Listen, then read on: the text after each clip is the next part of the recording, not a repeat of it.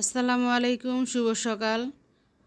ঈদ মুবারক সবাইকে। পবিত্র ঈদ উল আজহার সবাইকে শুভেচ্ছা জানাচ্ছি। ঈদ মুবারক, ঈদ মুবারক, ঈদ মুবারক। তো সকাল সকালে আমার বিড়াল ছানাগুলা তিনটাকেই গোসল করে দিচ্ছি, কারণ আমি একটু পরে খুব ব্যস্ত হয়ে যাব। সকালবেলা সেমাই রান্না করতে হবে, তারপর হচ্ছে হাজব্যান্ড ঈদগাহে যাবে, তারপর ওনারা আসলে গরু জবাই করা হবে, আর তখনই খুব ব্যস্ত হয়ে যাব। তো বিড়ালগুলোকে আর গোসল করানোর সময় পাবো না, তাই আমি ওদেরকে সকাল সকালে গরম পানি করে আস্তে ধীরে ওদেরকে গোসল করাই দিতেছি। সারাদিন ব্যস্ততার কারণে আমি ওদেরকে হয়তো খেয়াল রাখতে পারবো না। আর কুরবানির ঈদের সময় নাকি যখন গরু জবাই করা হয়, বিড়াল নাকি বাসায় থাকে না। তো আমি ভাবতে পারছি না যে আমার বিড়ালগুলা আসলে কি বাসায় থাকবে না নাকি কোথায় চলে যাবে। তো আমি কিছুই বুঝতে পারছি না। যাই হোক, আমি এখানে লিলিকে শর্টকাটে সুন্দর করে গোসল করাই দিলাম। কারণ হচ্ছে ঈদের একটা দিন, ওদেরও আমি যেহেতু ওদেরকে আমি ঘরে রেখে পালি বা আমার ঘরের সদস্য হিসেবে ওদেরকে আমি জানি, এর জন্য আমি সকাল সকাল ওদেরকে গোসল করাই দিতেছি। ঈদের একটা দিন বলে কথা। তো লিলিকে আমি মোটামুটি গোসল করানো শেষ করে ফেললাম। এখন আমি শরীরটাকে ভালো করে মুছে দিতেছি। আর এই প্রথমবার ওকে আমি গোসল করাইলাম। ও আমার বাসায় আসছে মাত্র এক মাস হবে, এর মধ্যে আমি ওকে গোসল করাই নাই। হ্যাঁ, তো আজকে ফার্স্ট গোসল করাইলাম। তো ওর গোসল করানো অবস্থায় দেখলাম যে খুবই শান্তশিষ্ট। আমার টুকিটা অনেক দুরন্তপনা, তো অনেক চঞ্চল। ওরে গোসল করানোর সময় আমার কিয়ামত ঘটে যায়। ও আমার খামচি দিয়ে হাত পা কেটে রক্তাক্ত করে ফেলে।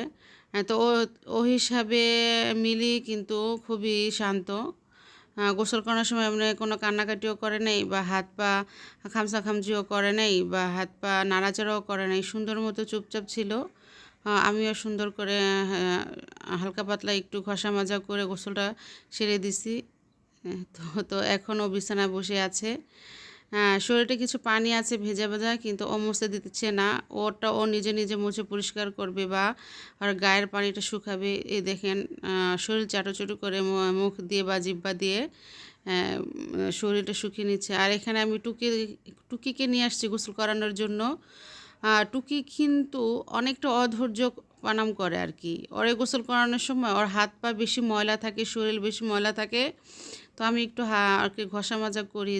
যাই যতই হোক, পশমের গোড়ায় কিন্তু অনেক ময়লা থাকে। এগুলো যদি আলাদা একটু ন্যাকড়া দিয়ে ঘষা মাজা না করা হয়, তাহলে দেখা যায় শরীরটা পরিষ্কার হলো না বা ফর্সাও দেখা যায় না। যেহেতু সাদা অংশ আছে, গোসল করানোর পরে সাদা অংশটা একদম ধবধবে সাদা না হলে গোসলের মতো দেখা যায় না। আর ওরে গোসল করানোর সময় জানেন আমার হাত পা মানে খামচি দিয়ে মানে রক্তাক্ত করে ফেলে। তো কিছু করার নেই, যেহেতু পালি ওদেরকে একটা মায়া আছে ওদের প্রতি। তো আমি সকাল সকাল ওদেরকে গোসল করানোর যে সিদ্ধান্তটা নিয়েছিলাম, এটা হয়তো আমি সারাদিনের কথা ভেবেই কাজটা করতেছি। তো এই যে আজকে একটু টুকটুকি দেখা যায়, মোটামুটি ভালোই ঠান্ডা, তেমন একটা হাত পা জড়াচ্ছে না। আর ওরে বেশি ঘষা মাজা করি, কারণ কি ও একটু নোংরা টাইপের, বুঝছেন। ও বেশিরভাগ সময় দেখা যায় বালিতে ঘোরাঘুরি করে।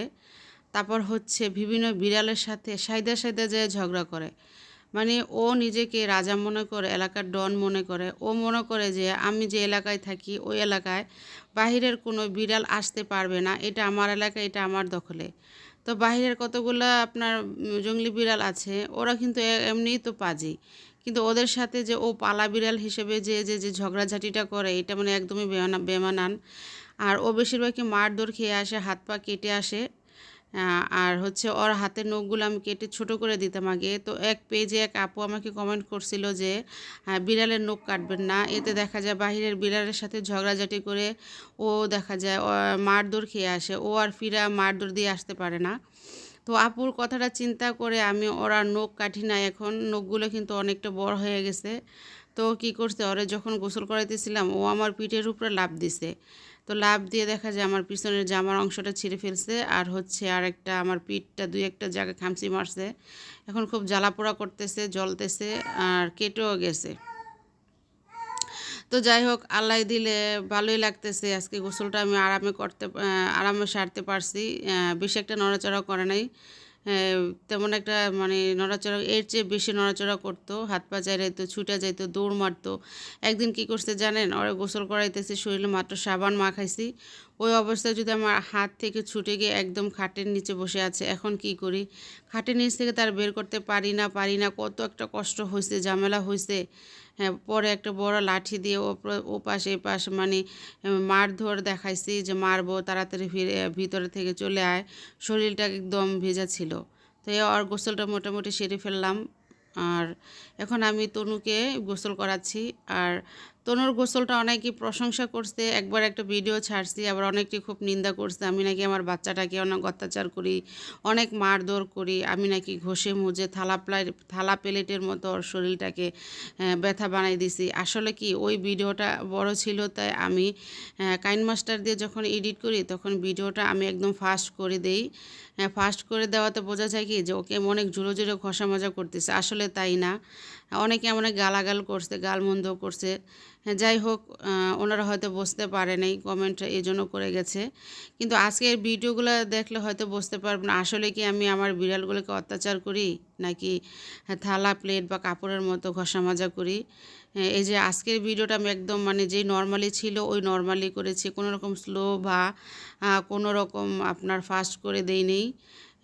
হয়তো ভিডিওটা বড় হবে, কিছুই করার নাই, কারণ আপনাদের জন্য আমি এই ভিডিওটা এভাবে করেছি। অনেকে আছেন যে বিড়াল পছন্দ করেন, একটু বড় ভিডিও দেখতে পছন্দ করেন।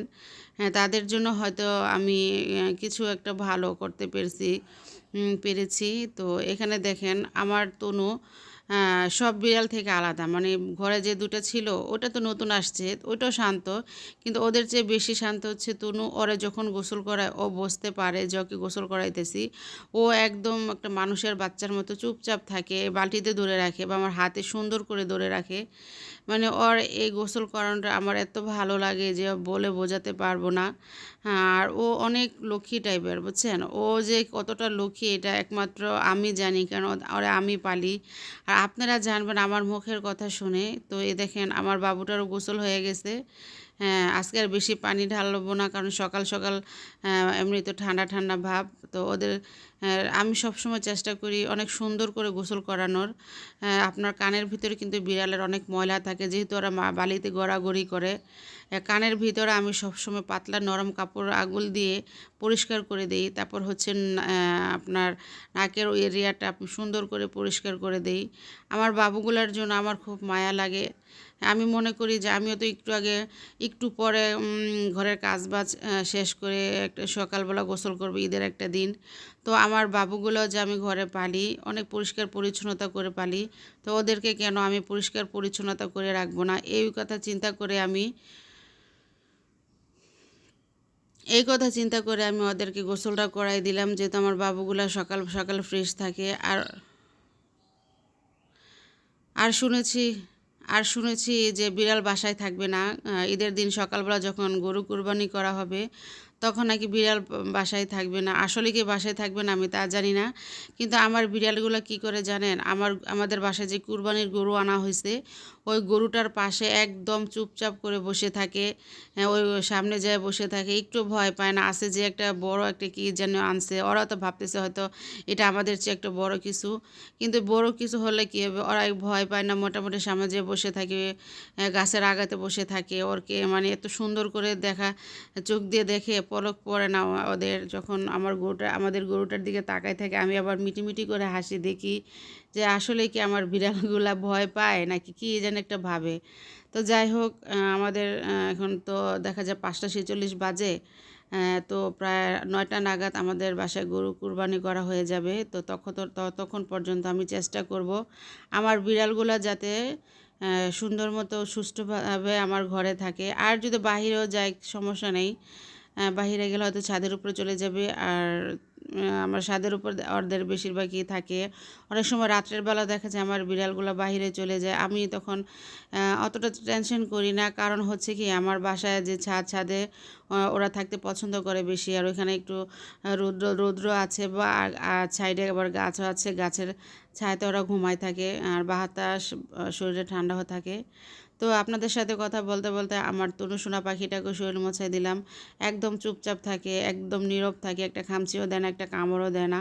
ওর মতো বিড়াল পাওয়া অনেক ভাগ্যের ব্যাপার। আমি হয়তো ভাগ্যক্রমে ওকে পেয়েছি। আমার সোনা পাখিটাকে আমি অনেক আদর করি। যে যাই বলুক, আমি আসলে আমার বিড়ালকে অত্যাচার করি না, আমি আমার বিড়ালগুলোকে অনেক ভালোবাসি, আমার সন্তানের চেয়েও বেশি। আমার মেয়ে মাঝে মধ্যে বলে যে আম্মু তুমি আমাকে তো